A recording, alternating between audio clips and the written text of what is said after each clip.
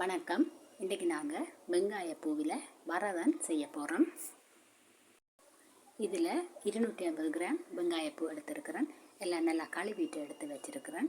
இதில் நல்லா பூ விரிஞ்சதை எடுக்கக்கூடாது. அந்த முட்டுகள் மாதிரி இருக்கிறது தான் நல்லது. இதுலேயுமே கொஞ்சம் பூ விரிஞ்சிட்டுது.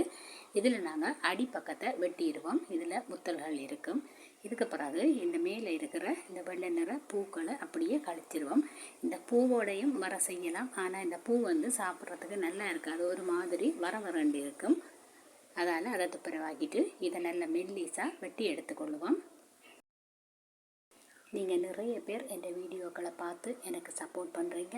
உங்களை எல்லாருக்குமே மிக்க நன்றி. என்னால் முடிஞ்ச வரைக்கும் தரமான சமையல் காணொளிகளை பதிவிடுறதுக்கு முயற்சி செய்கிறேன். வெங்காயப்பூ அரிஞ்சு முடிஞ்சது. இதில் தேங்காய்ப்பூ இருக்குது. இதில் எங்களோட குழம்புகளுக்கு போடுற மிளகாய்த்தூள் கொஞ்சம் சேர்த்துக்கொள்ளுவோம். இதோட மஞ்சளும் போட்டுக்கொள்ளுவோம். கட்டர்த்தூள் கொஞ்சம் போட்டுக்கொள்ளுவோம். உப்பு கொஞ்சமும் சேர்த்துக்கொள்ளுவோம்.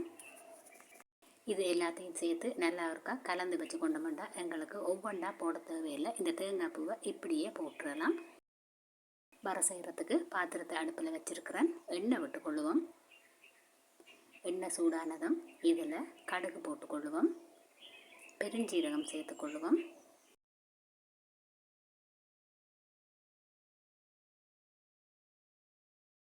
இதில் உள்ளி கொஞ்சம் நல்லா தட்டிட்டு சின்ன அரிஞ்சு வச்சுருக்கிறேன். அதையும் சேர்த்துக்கொள்ளுவோம். செத்தல் மிளகாய் கொஞ்சம் சேர்த்துக்கொள்ளுவோம். கருவேப்பிலையும் போட்டுக்கொள்ளுவோம். எல்லாத்தையும் சேர்த்து கலந்து விட்டுக்கொள்ளுவோம். இந்த உள்ளி தனியே எண்ணெயில் கொஞ்சம் வதங்கினால் நல்ல வாசமாக இருக்கும். இப்போ இதோட வெங்காயமும் பச்சை மிளகாயும் சேர்த்துக்கொள்வோம். ஒரே ஒரு பச்சை மிளகாய் தான் சேர்த்துருக்கிறேன். இப்போ எல்லாத்தையும் சேர்த்து வதங்க விடுவோம். இப்போ வெங்காயம் உள்ளி எல்லாமே வதங்கிட்டுது. இனி நாங்கள் வெங்காய பூவை சேர்த்துக்கொள்ளுவோம்.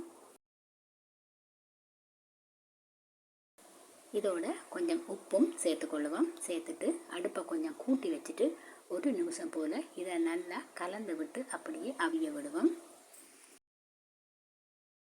இதை மூடி வைக்கக்கூடாது. மூடி வச்சோம்னு சொன்னால் அப்படியே சும்மா தண்ணி தன்மையாக வந்துடுமுங்கட வர.